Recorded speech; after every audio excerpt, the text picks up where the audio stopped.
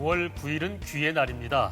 숫자 9가 우리 귀의 모양과 비슷하게 생겼기 때문에 9가 연속으로 2번 들어간 매년 9월 9일을 귀의 날로 정했다고 합니다. 네, 또 휴가철이 막 지난 이맘때 귀 질환을 호소하는 분들이 많다고 하는데요. 또 가을로 접어드는 환절기, 면역력이 떨어지는 시기인 만큼 또 주의가 더 필요하겠습니다. 각종 질환들이 귀 속에 침범하면 예상치 못한 증상들이 우리를 당황스럽게 만드는데요. TV 메디칼 약손 오늘 이 시간에는 귀가 보내는 이상 신호에 귀를 쫑긋 세우시고 함께 하시기 바랍니다. 네, 도움 말씀 주실 귀 건강 주치 이비인후과 남성일 교수님과 함께하겠습니다. 반갑습니다. 안녕하십니까.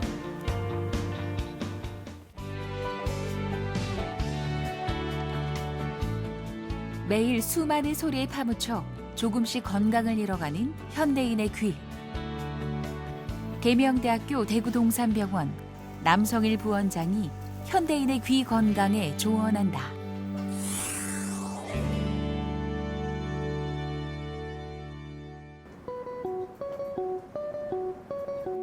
엄마의 뱃속부터 마지막 숨을 내쉴 때까지 삶의 시작과 끝을 함께하는 인간의 청각. 청각을 담당하는 귀는 아주 복잡하고 정교한 구조를 가지고 있다. 귀의 구조를 쉽게 말씀을 드리면 세 부분으로 나눠서 말씀을 드릴 수가 있습니다. 첫 번째, 바깥귀와 그리고 외이도를 포함한 외이, 그리고 고막과 이 소골을 포함한 중이, 그리고 달팽이관, 그리고 세방고리관, 그리고 전정을 포함한 내이로 나눌 수가 있습니다. 복잡한 그 구조만큼 질병의 원인과 종류도 다양한데 질환 다수가 청각 장애를 동반해 자칫 소리를 영영 듣지 못할 수 있다. 소리가 잘 안 듣긴다든지, 그리고 귀에서 물이 나온다든지, 고름이 나오는 거죠. 그리고 귀가 아프다든지 동통을 느낄 수가 있고, 이충만감, 그리고 많이 어지러울 수가 있습니다. 그리고 귀에 소리도 날 수가 있고, 어떻게 보면 안면마비까지 오는 경우도 있는데, 이게 다 귀에 대한 병이 있을 때 나타나는 증상입니다. 노화와 함께 찾아오는 노인성 난청. 소리에 둔감해지고 심하면 이명까지 겪게 된다. 그런데 최근 노인성 난청과 치매에 대한 연관성이 제기됐다. 치매와 난청을 많이 연관을 시켜서 지금 연구를 많이 활발하게 하고 있는데, 지금 나와 있는 결론을 봤을 때 난청이 있을 때 치매를 걸릴 가능성이 더 높다고 되어 있습니다. 그래서 난청이 있을 경우에는 빨리 주체하지 마시고 치료를 받으시는 게 좋을 것 같습니다. 남녀노소 불문, 매년 증가하는 귀 질환 환자. 소음이 가득한 현대 사회 속에서 귀 건강에 대한 지속적인 관심이 필요하다고 남성일 부원장은 말한다. 청력 소실을 가지신 분들이 많이 고민이 많으세요. 그런데 그 고민하지 마시고 병원에 오시면 답을 드릴 수가 있거든요. 그래서 옛날에 비해 가지고 보청기뿐만 아니라 지금 이식 수술이 많이 되어 있습니다. 중이 이식, 골도 보청기 이식 수술, 인공와우 이식 수술, 그리고 보청기도 상당히 많이 발전되어 있기 때문에 그 외에도 여러 가지 수술을 통해 가지고 환자분들의 어떤 난청을, 청력 소실을 호전시킬 수 있는 방법이 많으니까 전문가를 통해서 일단 그런 부분들을 해결했으면 좋겠습니다. 음악이나 영화 감상을 할 때 이어폰을 끼는 경우가 많지 않습니까? 네. 특히 요즘에는 일상의 작은 소리를 극대화하는 소위 ASMR이라는 콘텐츠가 인기를 끌면서 아예 이어폰을 끼고 주무시는 분들도 계시는데요. 네. 이유진 아나운서는 어떻습니까? 지금 말씀하신 게 저의 밤 생활 습관입니다. 위험한데. 네, 그래서 아침마다 귀가 얼얼한 채로 자면서 깨는 적도 있는데요. 이렇게 사실 우리의 귀 건강을 위협하는 생활 습관들 생활 곳곳에서 나타나고 있습니다. 네네. 당연히 과도한 이어폰 사용 안 좋겠고요. 또 어떤 것들이 우리 귀의 건강을 좀 위협하고 있을까요? 이어폰을 과도하게 음량을 높여서 사용하게 되면 소음성 난청을 야기할 수 있습니다. 이 소음성 난청은 근데 영구적인 손상을 낳기 때문에 이 질환에 걸리지 않도록 주의해야 되고요. 그래서 세계보건기구에서는 이어폰으로 음악을 들을 때 최대 음량을 한 60%까지 낮춰서 들을 수 있도록 일단 권고하고 있습니다. 그래서 주위에 소음이 더 많은 지하철인 경우에는 음량을 높여서 사용할 수 있기 때문에 그런 경우에 또 주의를 요해야 되고요. 그래서 귀를 나쁜 습관이 있다면 예를 들면은 샤워를 한다든지 그리고 머리를 감을 때 귀 안에 물이 들어갈 수 있습니다. 네. 그래서 이게 물이 다 마르지 않고 뭐 이어폰을 사용한다든지 아니면 보청기를 사용하는 경우에 그렇게 되면 귀 안에 또 병이 그러니까 뭐 물기가 있기 때문에 곰팡이가 많이 자란다든지 그리고 외도염이 생길 수 있기 때문에 귀 안이 다 마르고 난 다음에 사용하는 게 좋겠고 그다음 기지를 제거하려고 또 시원하게 하려고 또 기지를 막 파는 경우에 네. 그런 경우에도 외도염이 또 생길 수가 있기 때문에 네. 주의를 요해야 되겠습니다. 네, 참 주의할 게 많습니다. 코를 또 세게 푼다든가 아니면 우리가 귀에다 이렇게 면봉 같은 걸 해도 좀 위험한 그런 네. 상황이 발생하는데 저는 이 귀는 이게 청각 기능뿐만 아니라 우리 몸의 균형을 잡아주는 아주 중요한 역할을 하는데 네. 아주 섬세하고 예민한 기관인 만큼 그 구조도 많이 복잡할 것 같아요. 구조에 대해서 좀 알려주시죠. 예, 그러면 이 부분은 아마 여러분들이 뭐 생물 시간에 좀 봤지 싶은데요. 네. 흔하게 볼 수 있는 도면으로 볼 수 있겠습니다. 귀는 크게 세 부분을 나눌 수가 있습니다. 외위, 중위, 그리고 내위로 나눌 수가 있는데요. 외위는 귀바퀴 그리고 외위도로 구성이 되어 있고 그리고 중위는 소리를 듣는데 가장 중요한 고막 그리고 우리 몸의 제일 작은 뼈, 이 소골로 일단 구성이 되어 있습니다. 예. 그리고 내위는 척두골에 갇혀져 있는데요. 우리가 달팽이관, 그리고 새방골이관, 그리고 정전기관, 그리고 정신경 이렇게 해서 내위로 구성이 되어 있습니다. 그리고 외도의 pH에 대해서 제가 사회자분들께 좀 묻고 싶은데요. 예, 예. 이게 산성인지 중성인지 알칼리성인지 혹시 맞춰 주시겠습니까? 글쎄요, 뭐 귀가 근질근질한 정도에 따라서 알 수 있나요? 어떻게? 그건 아니고 이건 산성인데요. 거기에 대해서 말씀을 드리면 네. 외도는 사실 이제 연골이 있는 부위와 그리고 골부 이렇게 두 부분을 나눌 수가 있고 이 외도에는 이제 땀샘이 일단 피지선이 있어서 그리고 여기서 있는 각질 그리고 피지선에서 나오는 이게 황갈색 액체가 합쳐져 가지고 기지를 형성하게 됩니다. 그래서 이 기지는 이구라고 말씀을 드리는데 자체가 지방 성분이 많기 때문에 물기가 들어온 것을 좀 막아주는 역할도 하고 예. 자체가 산성을 나타내기 때문에 세균 번식을 또 막아주는 역할 그리고 자체적으로 리소솜이라는 그게 있어가지고 그 효소가 있어서 항균성을 일단 했기 때문에 자체적으로 일단은 그게 보호하는 역할을 하게 되겠습니다. 예. 그래서 이런 부분들이 깨지는 경우가 있습니다. 어떤 경우 깨지나 하면 잦은 수영을 통해서 계속 물기가 있는 상태, 네. 그리고 외도에 외상을 있는 상태, 그리고 섭진이 있다든지 면역 상태가 저하돼 가지고 당뇨병이 있는 경우는 사실 이런 부분이 깨지기 때문에 항상성이 깨지기 때문에 병을 앓게 될 수가 있습니다. 그래서 정상 외도를 보면 고막이 이렇게 보이고 있고요. 네네. 그다음에 외도도 건강하게 보이고 있는데 외도염 같은 경우는 이게 보면 외도 입구가 막혀가지고 사실 고막도 보이지 않고 예. 안쪽에는 또 물기가 차해가지고 병변을 야기시킬 수 있는 상태. 그리고 세균성 외도염 같은 경우에 이렇게 보면은 이제 진물이 나는 상태가 될 수가 있고 이건 곰팡이에 자라가지고 계속 이제 청력도 소실을 야기하는 상태 이 정도까지 갈 수가 있습니다. 네. 예. 세균이나 곰팡이가 좀 습한 환경을 좋아하잖아요. 그렇지요. 근데 귀 속이 또 깊기도 하고 좁기도 하기 때문에 더 위험할 것 같은데 네. 수영이나 샤워 후에 또 물놀이를 한 후에 좀 물에 젖어 있는 귀에는 어떤 염증이 생길 수 있는 건가요? 그래서 수영을 많이 하시는 분들한테 생기는 게 보면 스위머스이어라 그래가지고 한 곳에 국한데가 생기는 게 아니라 외도 전체에 생기는 범발성 외도염이 생길 수 있습니다. 그래서 항상 물기가 있기 때문에 귀가 이제 세균이 잘 번식할 수 있는 장소가 되겠죠. 그래서 증상은 굉장히 가렵습니다. 이 부분들이 좀 지나게 되면 동통, 아프고 그다음 귀가 먹먹한 증상이 있을 수 있고 더 지나게 되면 소리를 잘 못 듣고 그다음에 진물까지 나는 상태가 됩니다. 그래서 균을 검사를 해보면 녹록균이 제일 많은 걸로 되어 있고요. 그래서 여기 보면 외도가 전체 입구가 좀 좁아져 있는 부분을 볼 수가 있습니다. 그리고 치료는 외도를 일단 철저하게 세정하는 게 제일 중요하겠습니다. 네. 그리고 외도 안이 이렇게 습하기 때문에 건조를 유지하고 그래서 이렇게 하다 보면 외도가 산성이 유지가 됩니다. 그리고 균이 있으면 적절한 약재를 이용해 가지고 그 균을 치료를 하게 되겠습니다. 예. 근데 중요한 것은 이걸 대수롭지 않게 여기는 경우가 있습니다. 그래서 합병증, 후유증이 생길 수가 있는데요.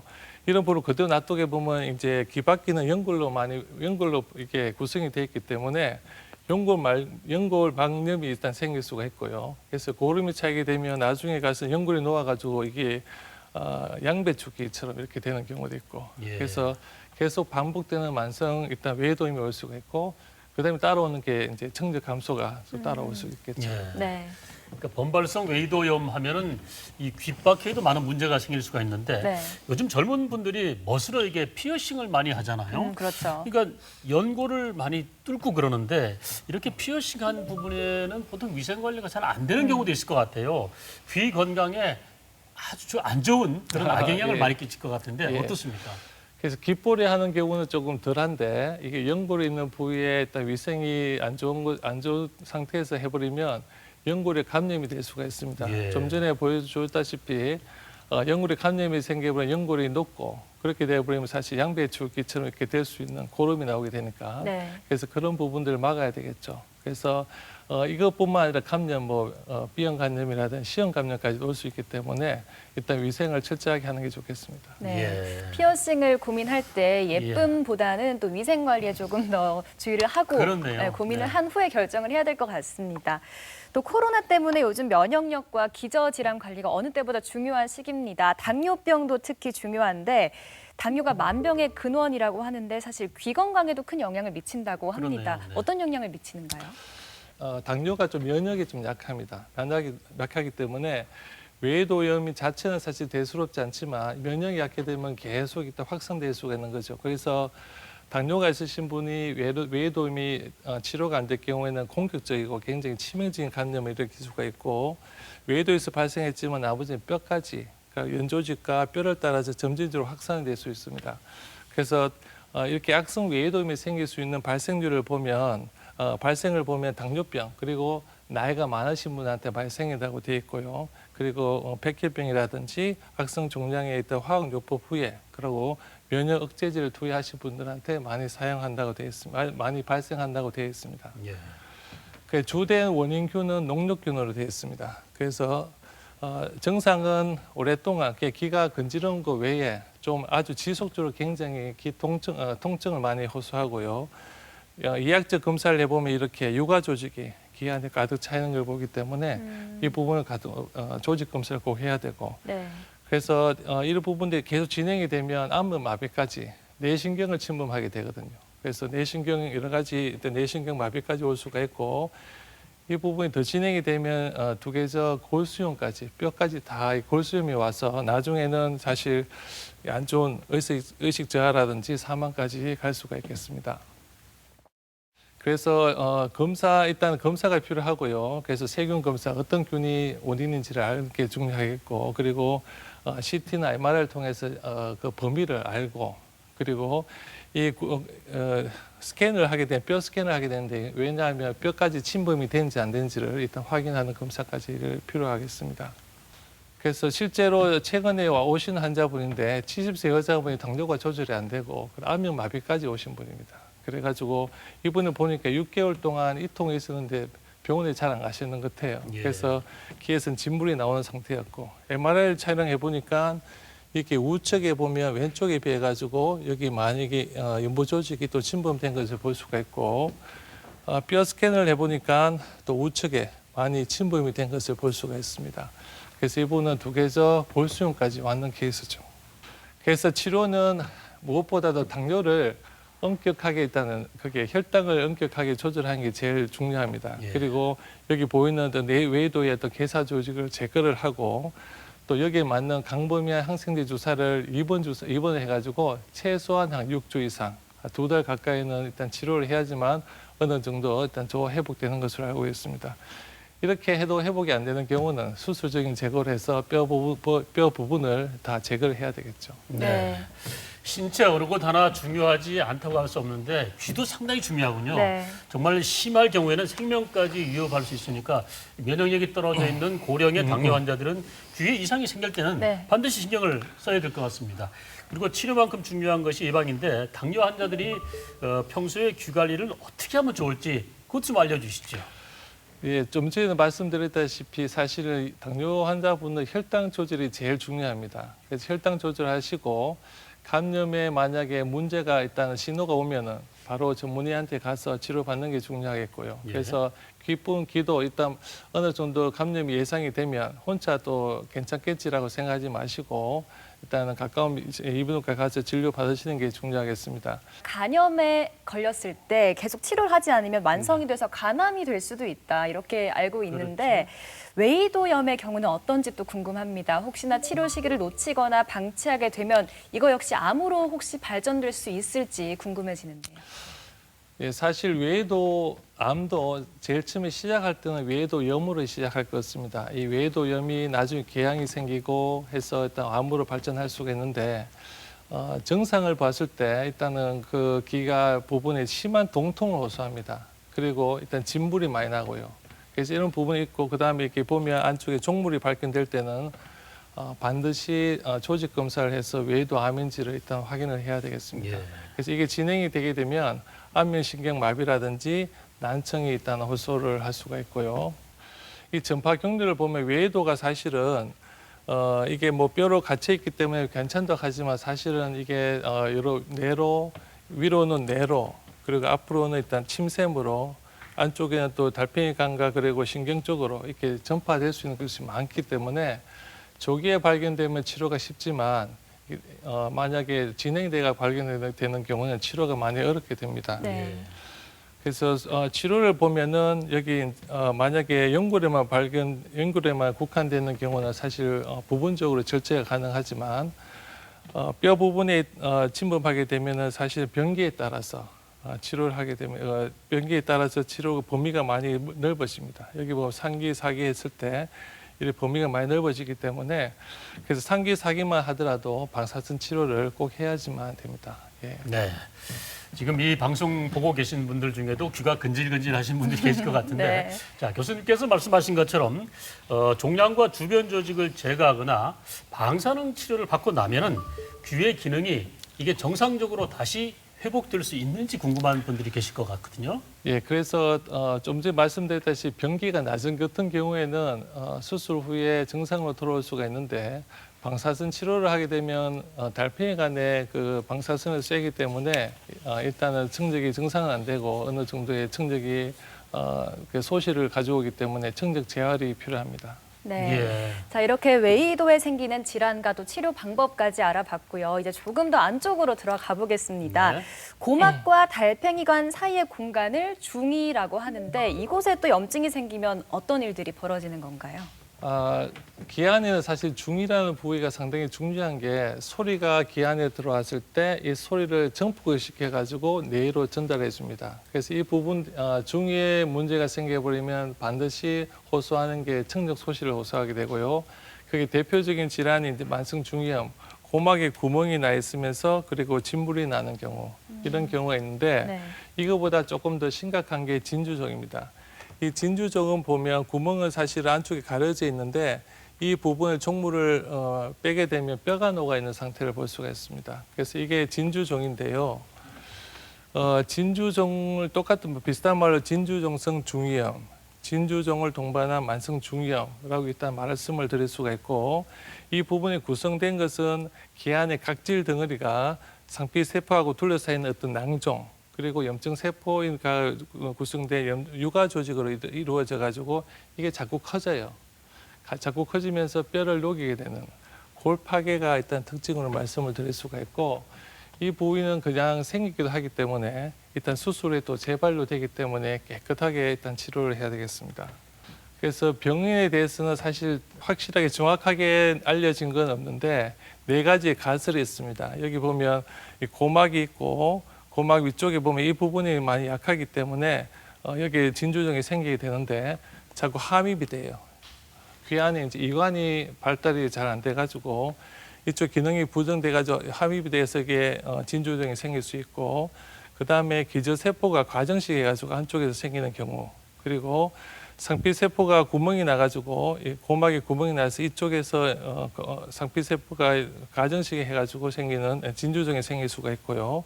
그 다음에 정막이 상피화돼 가지고 화생이 돼 가지고 생기는 경우 이렇게 4가지로 나눌 수가 있습니다.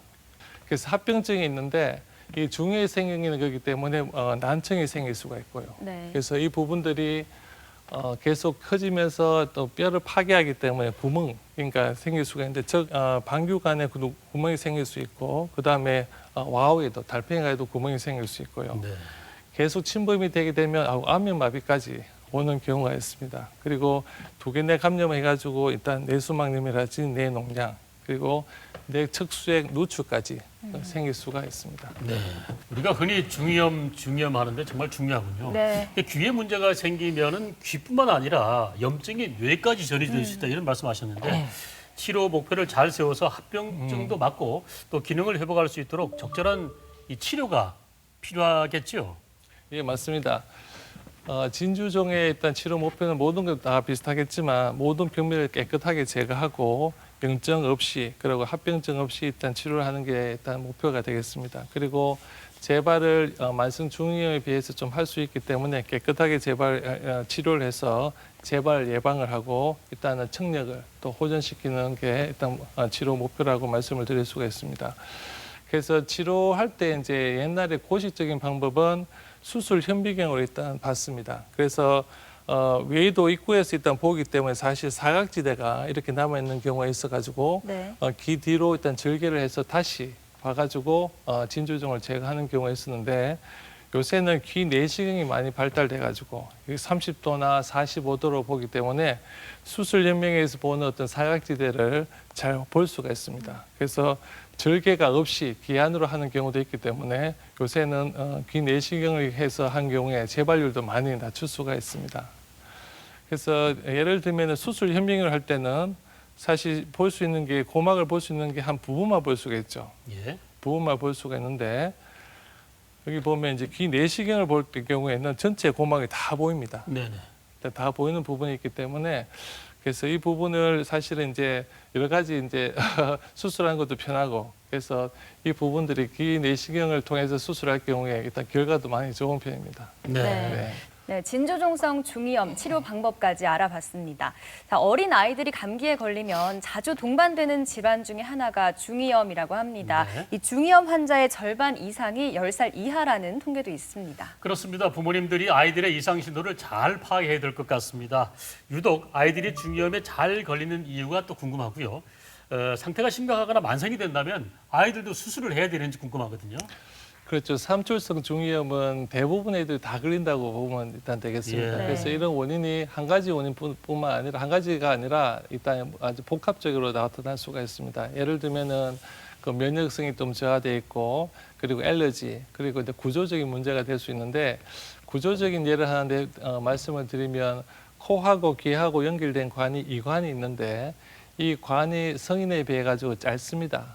짧고 또 평행하기 때문에 코에 염증이 생기면 바로 또 귀로 바로 이완되는 거기 때문에 코에 염증이 있으면 귀에도 일단 중이염이 온다고 생각하시면 되고 그리고 또 애들이 보면 유소화 같은 경우에는 아데노이드가 일단 많이 커져 있습니다. 예. 이 아데노이드가 세균이 정식하는 장소입니다. 그래서 코에 정식된 그 균이 또 귀로 갈 수 있는 그래서 이런 부분 때문에 유소화가 많이 성인에 비해서 중이염이 잘 걸리고요. 그리고 이런 경우가 대부분 한 4개월 전에 대부분 좋아지는데 4개월 이상 지속되는 경우 그리고 고막이 일단 변형이 오는 경우가 있습니다. 그리고 소리를 잘 못 듣는 경우 이런 경우에는 일단 수술적인 치료를 해야 되겠죠.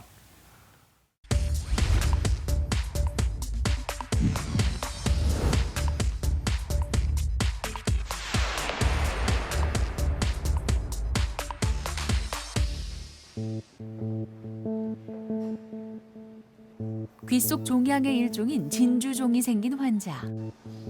오른쪽 귀의 청력은 거의 소실됐고 더 심각한 합병증으로 이어질 수 있는 상황에서 급히 수술이 진행됐다. 진주종이 발생되는 그 이유가 여러 가지가 있는데 이분은 이관, 우리 코하고 귀하고 연결된 관이 있죠. 이 관이 기능이 안 좋아가지고 계속 귀 안에 음압이 걸려요. 그래서 고막이 계속 함몰되는데 이 부분을 그 치료하지 않고 방치되었다가 이제 진주종이 발생된 케이스입니다. 진주종은 주위의 조직과 뼈를 파괴하며 중이염 증상을 일으키는 것이 특징. 그래서 진주종과 함께 손상된 이소고를 제거해내야 했다. 진주종이 좀 사이즈가 큽니다. 거기에 소리를 듣는 이소골이 다 파괴가 돼 가지고 이거를 다 제거를 하고 나면 이소골이 없기 때문에 소리를 잘 못 듣게 되죠. 그래서 한 번만에 수술은 대부분 하기 때문에 만약에 오늘 수술을 해가지고 제일 다 제거됐다고 가정이 되면 수술이 이제 한 번만에 끝나게 됩니다. 한데 재발일 가능성이 있기 때문에 한 2년 정도는 계속해서 병원에 정기적으로 보면서 귀 상태를 확인을 해야 됩니다. 갑작스런 돌발성 난청. 영식 씨의 귀는 빠른 속도로 소리에서 멀어져 갔다. 한 3, 4개월 됐어요. 근데 이제 무다히 자꾸 귀가 안 들리기 시작하더라고. 나는 왼쪽 귀인 줄 알았더니 오른쪽 귀라. 여기 와보니까 많이 불편했죠. 우리 할머니도 귀가 좀 어두운데 내 귀를 체리로 아무것도 못했지 뭐. 서로 과만 지르고. 그 텔레비에 나오는 거 있잖아요. 저것도 정확히 못 들었는 거예요. 그렇기 때문에 도저히 못 견디겠어. 그러니까 건강하던 귀에 급격한 청력 변화가 생기는 돌발성 난청. 조기 치료가 중요한데 정확한 발생 원인을 알기 어렵고 진행 속도도 제각각인 것이 문제다. 일주일 전에 청력을 갑자기 우측이 안 들려가지고 오셔가지고 근데 당뇨가 있으시면 치료할 수 있는 게 한계가 있어가지고 우리 고방 안에 스테로이드를 주입을 했습니다. 그래서 5차례 주입을 했는데 주입할 때마다 청력이 호전을 보였고 그래가지고 지금 와서는 거의 다 옛날 상태로 지금 정상 상태로 돌아갔습니다. 고령의 나이임에도 불구하고 무사히 치료를 마치고 청력이 호전된 영식 씨. 앞으로도 쭉 지금의 귀를 잘 간직하길 응원한다. 집에서도 뭐 소리하면 저는 전혀 안 들렸는데 이제는 그만 무슨 조그마한 이야기해도 다 알게 되더라고요. 아이고 세상 새로 사는 것 같죠. 내 기분이요. 보고 막 듣지를 못하니까 그 얼마나 깝깝해요. 사람이 보고 통해야 되는데 그래서 세상에 참 이렇게 중요한 것이구나 하는 걸 세상 깨달았지. 네, 엄마 뱃속에 있는 태아에게서 가장 먼저 발달하는 감각기관이 귀라고 합니다. 네. 그래서 귀의 모양이 완성되기 전인 임신 6주부터 태아들은 벌써 듣기 시작한다고 합니다. 그렇습니다. 그래서 임신부들이 태교할 때 좋은 음악을 듣기도 하는데요. 이렇게 세상의 소리를 이어주는 연결고리, 귀. 그렇다면 정상적인 청력 범위. 보통 우리가 청력은 뭐 몇 데시벨 이렇게 표현하는데 네. 어느 정도라고 봐야 됩니까? 우리가 주파수를 말씀을 드리면 데시벨로 말씀드리면 우리가 110데시벨까지 우리가 측정을 할 수가 있고요. 예.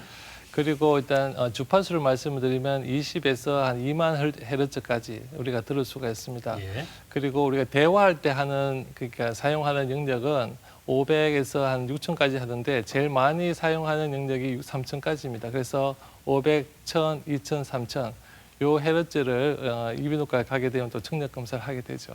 네. 자, 우리가 큰 불편함 없이 매일 소리를 잘 들을 수 있는 건 귀 속에 있는 기관들과 또 신경 전달 경로 사이에 잘 짜여진 시스템 덕분인데요. 그런데 귀가 갑자기 꽉 막힌 듯이 큰 소리가 들리지 않을 때 이 질환을 의심해 볼 수 있다고 알고 있는데 어떤 질환인가요? 이 돌발성 난청인데요. 이 돌발성 난청은 사실 응급질환입니다. 응급질환이기 때문에 먼저 정의를 알아보면 확실한 원인 없이 잘 모릅니다. 원인은 네. 잘 모르는데 수시간, 그러니까 3일 안에 발생을 하고요. 이비인후과에 가서 청력 검사를 해보면 30데시벨 이상의 감각신경성 난청을 일단은 나타냅니다. 그리고 대부분 또 어지럼증도 호소할 수 있고 이명이 있는 경우도 있습니다. 유병률은 10만 명당 한 10명 이상 발생한다고 되어 있습니다. 그러니까 대구에 250만 명이니까 1년 한 250명은 발생한다고 볼 수 있고요. 30대에서 50대에 또 호발한다고 되어 있습니다. 사실 정확한 원인은 잘 모르지만 많이 알려진 게 바이러스 감염이라든지 그래서 감기 후에 오는 경우도 많습니다. 그리고 혈관 장애가 있을 수 있겠고 이 두 가지가 제일 많다고 되어 있고요. 그리고 정신경 종양 때문에도 오는 경우가 있습니다. 돌발성 난청이 있는 경우에 있는 환자들 중에 많게는 3% 정도가 정신경 종양이 있는 경우가 있습니다. 그래서 작년에 보험이 됐는데 돌발성 난청이 진단을 붙이게 되면 일단 MRI 찍을 때도 사실은 보험이 됩니다. 그래서 정신경 종양도 하나의 원인이 될 수가 있고요. 네. 그래서 말씀드린 대로 응급 상황입니다. 왜냐하면 어느 정도 빨리 치료를 시작하지 않으면 일단 영구적으로 돌아오지 않기 때문에 이 부분이 중요합니다. 그래서 약물 치료를 하고 본인은 술, 담배를 일단 금하고 안정을 취한 자세에서 약물 치료를 받는 게 좋겠고요. 필요하면은 이제 고방 안쪽에 스테로이드를 주입해가지고 치료하는 방법이 있고, 고압 산소 치료도 하는 방법이 있고, 그리고 이게 만약에 안 되는 경우에 또 청력 재활을 해가지고 청력을 회복시켜주는 게 있겠습니다. 그래서 회복률은 대부분 한 67% 정도까지 올라갈 수가 있습니다. 그리고 예순의 나이를 이끌어서 이순 이렇게 하는데 한자를 풀이한다면 귀가 순해진다. 그렇다면 연륜과 경험이 쌓여서 남의 말을 잘 듣는 나이다 이렇게 뜻하는데요. 네. 그렇지만 우리가 귀를 보면 좀 다르죠. 나이가 들면 퇴행성 변화로 난청이 생기기도 한다는데 네네. 실제 어떻습니까? 예. 이제 노화성 난청, 이제 노인성 난청을 말씀을 드렸는데 이게 청각 기관에 있던 퇴행 때문에 노화 때문에 발생하는 청력 손실을 우리가 노화성 난청이라고 합니다. 그래서 이 부분은 좀 특징적으로 양측으로 대칭적으로 청력 소실이 되고 감각신경성 난청을 나타내죠. 그래서 65세 이상에서 보이는 어떤 청력 약화 증상을 볼 수 있는데, 근데 이런 부분들이 사실은 소리를 못 듣게 되면 인지 기능이 저하가 되고 또 기억력이 감퇴가 되기 때문에 나중에 또 치매, 발병들도 올라가게 됩니다. 네. 존스 홉킨스 대학교에서 발표한 논문이 있는데요. 639명을 대상으로 65세 이상 노인을 대상으로 했는데 치매 발병될 가능성이 정상인에 비해서 경도 난청이 있는 경우는 한 2배 정도, 고도 난청, 그러니까 70데시벨 이상의 난청이 있는 경우에는 한 5배까지 간다고 되어 있기 때문에 난청이 있는 경우에는 사실 치매 예방을 하기 위해서라도 빨리 이제 청력을 회복할 수 있는 여러 가지 청력 재활을 해보는 게 좋겠습니다. 네. 네. 이렇게 노인성 난청을 방치하면 치매까지도 이어질 수 있다고 합니다. 네. 자, 이런 노인성 난청이요. 자연스러운 퇴행성 변화라고 봐야 할지 아니면 또 유전적인 영향을 미치는 건지도 궁금하고요. 또 생활 습관이나 주변 환경을 좀 바꾸면 진행 속도를 좀 늦출 수는 있지 않을까 싶긴 한데 어떻습니까? 네, 맞습니다. 이게 노화성 난청이 퇴행 때문에 생기긴 하지만 여러 가지 원인이 복합적으로 생길 수가 있습니다. 물론 유전적인 요인도 될 수 있지만 말씀드린 대로 좀 복합적인 원인이 될 수가 있어서 그래서 일단은 만성 염증을 야기시키는 뭐 술, 담배 이런 부분들을 금지해야 되겠고 네. 그리고 주위에 소음이 많은 경우에는 과도한 노출, 일단 소음에 대한 과도한 노출을 포기하는 게 좋겠고요. 그리고 정규적인 어떤 그게 운동이 사실은 비만이라든지 심혈관 질환을 또 이렇게 낮추는 효과도 있기 때문에 이게 보면 또 정상 청력을 유지하는 데도 효과가 있기 때문에 규칙적인 운동을 하는 게 중요하겠습니다. 네, 어쨌든 청력이 손상돼서 세상의 소리가 점점 멀어진다면 네. 그 답답함과 괴로움, 스트레스 이로 말할 수가 없을 것 같은데 잃어버린 소리와 청력을 되살릴 수 있는 방법 어떤 것들이 있을까요?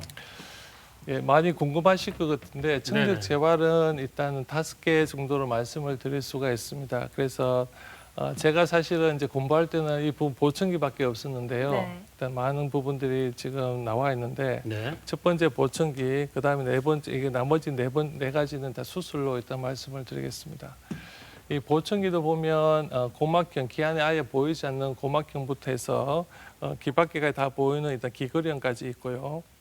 요새 많이 나오고 있는 그 아라시 타입이라 그래가지고 선만 살짝이 보이는 아라시 타입이 있습니다. 그리고 웨이도가 없는 경우, 그리고 애들 같은 경우에 소유증이 있고 웨이도가 없는 경우에 사실 이런 경우에는 밴드형 골드 보청기를 사용할 수도 있고 네. 많이 사용하지는 않지만 또 안경을 이용해가지고 하는 골드 보청기도 있습니다. 네. 두 번째로 수술적인 방법인데 중이의식입니다. 여기 보면 살짝 떨리는 부분이 보이시죠? 예, 네. 예. 그래서 내부 이식기를 통해 가지고 이 속옷에 바로 전달을 해가지고 소리를 전달시키는 방법이 있습니다. 네. 그래서 이렇게 하는 경우에는 이제 밖에는 머리맡에 대부분 하고요. 여자분들이 많이 아십니다. 이게 밖에 보이지가 않아요. 머리 밑에 하기 때문에 잘 보이지가 않기 때문에 여자분들이 많이 하시게 되고요. 그래서 이 부분을 수술을 하기 전에는 이분의 청력 상태가 이렇게 80데시벨까지 올라왔는데 수술을 하게 되니까 착용하게 되면 이렇게까지 많이 이렇게 호전되는 것을 볼 수가 있습니다. 예. 그리고 골도 보청인데 이런 경우에는 사실 여기가 웨이도가 막혀 있다든지 아니면 돌발성 난청 때문에 한쪽 귀가 완전히 잃었는 경우에 사실 이거는 보청기를 사용해가지고 할 수가 없으니까 골도 보청기를 이식을 하게 되면 반대편 귀가 증상이 같은 경우에는 골도로 그러니까 뼈로 통해서 소리가 전달될 수가 있습니다. 그래서 이런 경우도 상당히 효과가 많은데요. 사실 이렇게 했을 때 제가 몇 건을 한 30케이스를 했는데 해보면 환자들이 100%다 좋아합니다. 예. 그래서 너무 잘 들리고 그다음에 미용 효과도 있고 그다음에 왼쪽 오른쪽에서 소리 나는지도 감별할 수가 있고 네. 그리고 소음 환경하에서도 음질이 향상되는 이런 이점이 있기 때문에 골도 보청기도 상당히 효과를 볼 수가 있습니다. 참 다양한 시술들이 있네요. 네, 보청기를 활용한 재활 방법 알아봤는데 네. 이 보청기를 사용해도 잘 들리지 않는 고도 난청인 환자분들은 또 다른 수술을 고려해 봐야 될 것 같습니다. 어떤 방법이 있나요?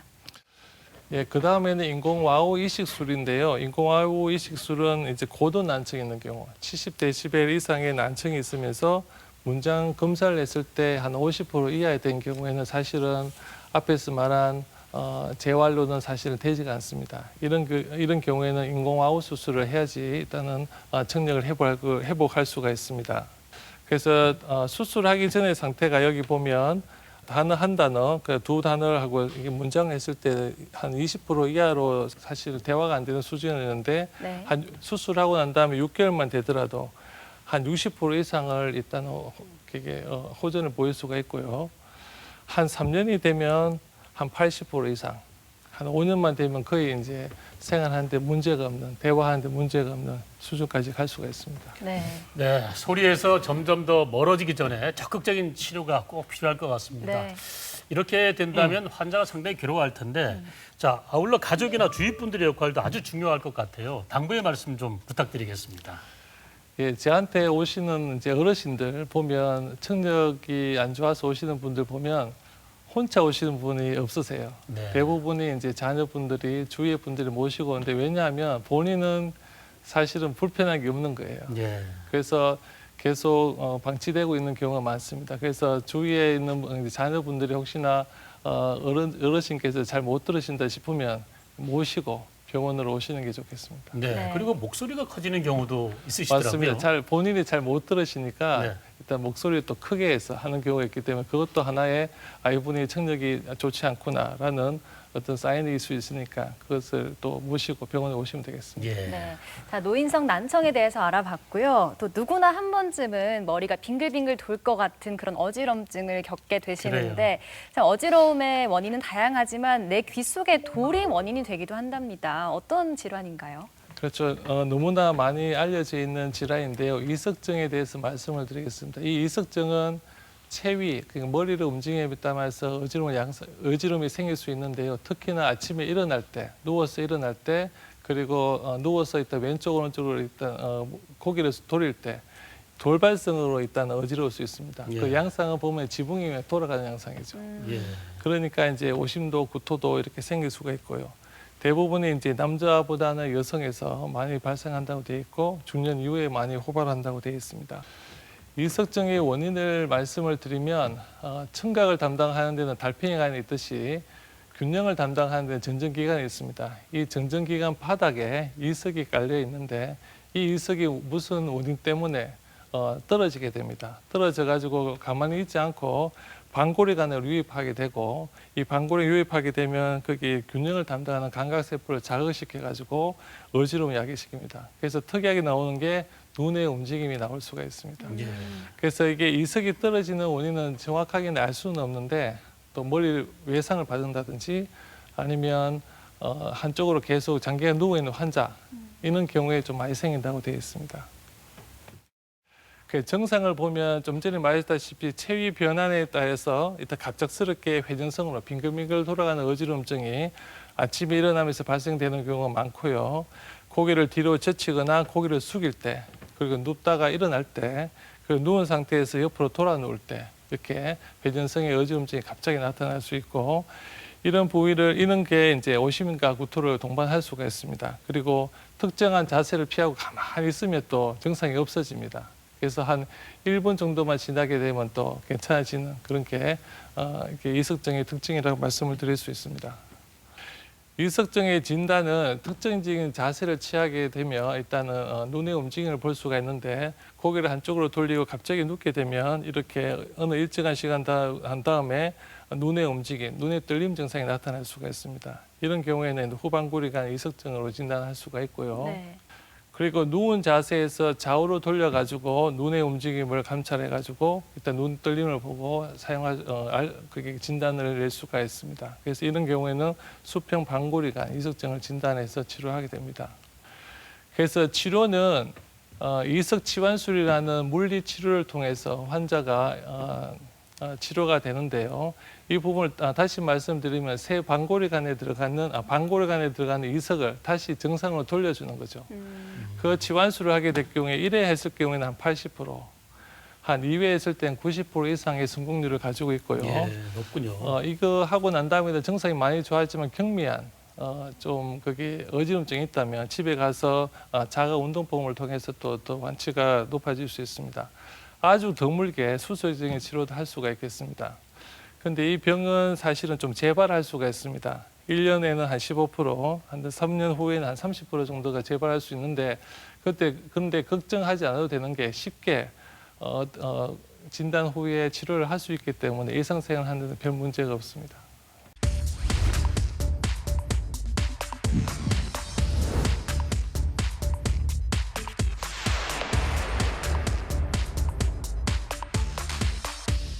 특히 저는 귀를 흡입하는 일은 없어요. 뭐 목욕한 후에 면봉으로 귀를 닦아내는 정도. 한 30년 전에 젊을 때 그러는데 귀에 양쪽 귀가 염증이 생기더라고요. 그렇더니 병원에 계속 다녔는데도 한쪽 귀는 낫고 한쪽 귀는 안 나요. 직업병으로 소리가 많은 직업이기 때문에 이 병이 생겼다고. 관리 뭐 할 것도 없죠. 뭐 어떤 병원에 가도 이건 안 된다는 진단이 나왔기 때문에 그냥 보청기만 사용하고. 감기 오고 이하면 귀에 고만 물 나고 염증이 있어가지고 병원 자주 가고 있습니다. 예전에 어릴 적에 중이염이 걸린 적이 있는데 그때도 이제 조금만 피곤해도 병원 가는 일이 잦았었거든요. 근데 지금은 어느 정도 이래 완쾌된 이런 상황이라도 무척 답답하고 많이 힘들 것 같아요. 다니는데도 불편하고 사고는 날 수 있고 뭐 살아가는데 많이 불편하지 뭐요. 시민들의 다양한 목소리를 들어봤는데요. 여러분은 귀 속 건강에 얼마만큼 귀를 기울이고 계시는지요? 약손 상담실을 통해서 자세히 알아보도록 하겠습니다. 네, 첫 번째 사연 만나보겠습니다.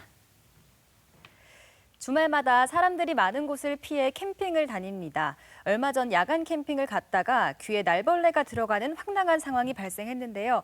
귀에서 웽웽 소리가 나서 너무 무서웠습니다. 다행히 친구가 귀에 손전등을 비춰서 날벌레를 바깥으로 유인했는데요. 만약 벌레가 또 들어가서 손전등을 비춰도 나오지 않을 경우에는 어떤 응급조치를 취해야 될까요? 요즘 이 코로나 때문에 비대면으로 캠핑 가는 분들이 상당히 많지 네, 않습니까? 그렇죠. 그런데 깜깜한 산중에서 갑자기 이런 상황이 발생하면 정말 난감할 것 같은데 이럴 때는 어떤 조치가 필요할까요? 이분은 잘 하시는 것 같아요. 예. 사실 이제 귀에 이제 조명을 비춰가지고 벌레가 나오게 하는 게 좋겠는데, 근데 나올 때까지의 그 자각 증상이, 그 통증이 심하기 때문에 좀 더 좋은 방법을 말씀을 드리면 캠핑에서 가져오는 식용유라든지 예. 혹시 참기름이라든지 그 부분을 일단 귀에 넣고 하면은 이제 그 벌레가 익사될 수 있습니다. 예. 그리고 난 다음에 병원에 가서 치료하는 게 좋겠고요. 하지만 본인의 귀 안에 그 고막에 천공이 있는 경우는 사실 식용유 넣는 건 삼가해야 되겠죠. 네, 정상적일 때 참기름이나 식용유를 넣으면 예. 괜찮다는 말씀입니다. 맞습니다. 예, 그러면 이제 벌레가 익사가 하게 되겠죠. 예, 알겠습니다. 자, 다음 사연 또 만나보도록 하겠습니다. 음악을 만드는 직업이라 헤드폰을 끼고 있는 시간이 많은 편입니다. 그런데 종종 귀가 꽉 막힌 듯한 증상이 있고 어떨 땐 귀가 웽웽 매미 소리가 들리기도 합니다. 혹시 증상이 심해지면 난청이 올 수도 있나요? 만약 그렇다면 어떤 치료를 받아야 할까요? 네, 장시간 헤드폰이나 이어폰 착용이 아무래도 귀 건강에 안 좋은 영향을 미칠 텐데 네. 심각해지면 난청을 좀 걱정을 해야 되기도 할까요? 그래서 이게 말씀을 들어보니까 소음성 난청이 좀 의심이 되기 때문에 네. 주저하지 말고 빨리 병원에 가셔서 약물 치료를 받게 되면 어느 정도 호전도 볼 수도 있습니다. 이명이라든지 이런 부분들이 많이 호전을 볼 수 있기 때문에 설령 이제 청력 검사에서 괜찮다 하더라도 장기간 청력에 소음이 노출되시는 분들은 정기적으로 일단 청력 검사를 하는 게 본인 귀 건강에도 일단 좋겠습니다. 네. 예. 장기간 착용을 하고 있다가도 좀 가끔 쉬어가는 시간도 필요할 것 같습니다. 당연합니다. 네. 그러네요. 네. 다음 사연도 만나보겠습니다. 자, 저희 아버지는 올해 연세가 77이신데요. 의사소통이 힘들 정도로 고도 난청을 앓고 계십니다. 고도 난청 환자들을 위한 인공 와우 삽입술이 있다고 들었는데 연세가 많아도 이 수술이 가능한가요? 자, 귀는 아주 예민한 기관이기 때문에 연세가 있다 보니까 아무래도 부담스러울 것 같은데 네. 인공 와우 삽입술은 장기간 재활 과정도 필요할 것 같은데 이게 사연 주신 분처럼 고령의 아버지도 필요할 수가 있는지 괜찮은지 궁금하거든요. 근데 요새 100세 시대니까 사실 77세가 많이 연세가 많은 것 같지는 않습니다. 예. 그래서 지금은 그러니까 전신적인 상태가 중요하지 나이는 중요하지 않은 것 같고 최근 제가 수술하신 분도 87세였는데 지금도 이제 청력이 호전되어서 잘 지내시고 계십니다. 그래서 연세는 괜찮으신 것 같습니다. 네, 연세와 관계없이 관리를 잘 해야 될 것 같습니다. 자, 다음 사연도 만나보도록 하겠습니다. 귀가 자주 가렵고 부스럭 소리가 납니다. 귀개로 파내면 딱딱한 귀지가 나오는데요. 며칠이 지나면 또 부스럭거리고 가끔 통증도 있습니다. 딱딱한 귀지를 제거하다가 귀 속에 상처가 생길까 봐 걱정이 되는데요. 상처 없이 귀지를 제거하는 방법은 없을까요? 네, 귀지를 인위적으로 제거하는 게 좋지 않다고 말씀을 주셨는데 네. 가렵거나 또 아프거나 부스럭 소리가 나면 불편하잖아요. 그렇죠. 네, 이럴 때는 어떤 방법을 사용해야 될까요? 사실은 이게 이명이 있어서 병원에 오는 경우를 보면 사실 머리카락 하나 때문에 굉장히 부스럭거리는 소리가 있어서 오시는 분도 계십니다. 네. 그거 하나만 제거해줘도 사실은 환자분들이 이명이 없어졌다고 하시는 분이 있고 딱딱한 귀지가 고막에 탁 붙어 있는 경우도 있습니다. 그래서 이런 경우는 본인이 제거하려고 하다가 다른 또 외도염이나 고막 천공도 일으킬 수 있기 때문에 이런 경우에는 가까운 이비인후과를 찾아가는 게 좀 좋을 것 같습니다. 네. 네. 이분 같은 경우는 뭐 딱딱한 귀지도 있는데 일명 물귀지라고 하죠. 액체 귀지도 있다 그럽니다. 그리고 인종과 체질에 따라서 귀지의 형태와 양이 다르다는 기사를 제가 한번 본 적이 있거든요. 그래요. 정말 다릅니까? 유전 검사를 해보면 이게 귀지가 보면 습한 귀지와 그리고 건조한 귀지가 있는데 습한 귀지인 경우에 서양인들한테 좀 더 많고 예. 그리고 일단 건조한 귀는 우리 동양인한테 많다고 되어 있습니다. 그래서 이게 습한 귀지인 경우에는 그게 우성 유전이 되기 때문에 부모님 중에 누가 한 분이라도 계시면 자녀가 될 가능성이 한 50% 이상, 일단 50% 일단 될 가능성이 있죠. 네. 네. 이런 물귀지, 액체 귀지도 귀 건강에 안 좋을 수 있는 건가요? 그렇지는 않습니다. 네, 알겠습니다. 자, 다음 사연도 만나보겠습니다.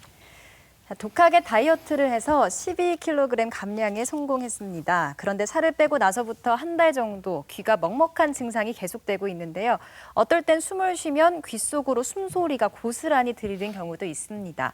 비염이 약간 있긴 한데 이전에 없던 증상이 생겨서 걱정이 됩니다. 제 귀에 무슨 문제라도 생긴 걸까요?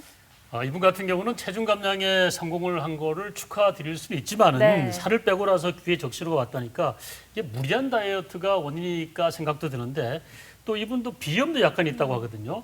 이런 경우는 어떻게 봐야 됩니까? 그래서 귀가 먹먹한 경우는 크게 두 가지로 나눌 수가 있는데요. 이 달팽이관의 문제 그리고 이제 코하고 귀하고 연결되어 있는 이관의 문제 두 개로 나눌 수가 있습니다. 근데 달팽이관의 문제면 이분이 청력 소실을 호소할 텐데 그렇지 않은 걸로 봐서는 이관의 문제입니다. 그래서 이관 안에 보면은 지방층이 이렇게 되어 있는데 갑자기 다이어트를 하게 되면 지방층이 일단 흡수가 되어 없어지게 되면 이관이 개방됩니다. 그렇게 되면 본인 말씀하시는 게 귀에 다 들리게 되니까 이런 경우에는 이제 한번 그 청력 검사나 여러 가지 검사를 통해서 또 진료하면 또 회복될 수가 있습니다. 네, 자 이렇게 귀 건강에 대한 궁금증 몇 가지 해결해봤습니다. 자 끝으로 요즘 같은 환절기 때 귀 관리를 어떻게 하면 좋을지 또 귀 건강을 위해서 어떤 노력을 하면 좋을지 당부 말씀 부탁드립니다. 지금까지 말씀드린 부분이 사실은 종합적으로 말씀을 드리면 가장 급한 질환이 말씀드린 대로 돌발성 난청입니다. 갑자기 기가 안 느끼는 경우는 시기를 놓치게 되면 청력을 놓치는 경우가 있습니다. 그래서 이런 경우에는 빨리 병원에 가셔서 치료를 받으셨으면 좋겠고, 그리고 귀에 대한 증상이 나올 수가 있습니다. 예를 들면은 동통이 있다든지, 그리고 일단 이명이 있다든지, 그리고 안면신경 마비가 왔다든지, 안면 마비가 있다든지. 그래서 이런 경우에 있을 때도 주저없이 병원에 가셔서 빨리 치료하게 되면 대부분이 회복이 될 수 있고 완치가 될 수 있기 때문에 이 부분을 주저없이 일단 이비인후과에 찾아가셔서 전문의와 상의하시는 게 좋겠습니다. 네, 오늘 약손에서는 9월 9일 귀의 날을 맞아서 귀에 생길 수 있는 질환에 대해서 자세히 알아봤습니다.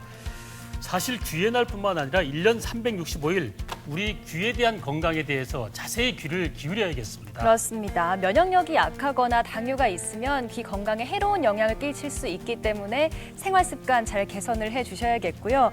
노인성 난청은 치매까지 불러올 수 있기 때문에 귀에 문제가 생기면 얼른 병원을 찾아야겠습니다. 귀에 생길 수 있는 다양한 질환과 치료 방법까지 알려주셨습니다. 이비인후과 남성일 교수님 함께했습니다. 고맙습니다. 고맙습니다. 네, 감사합니다.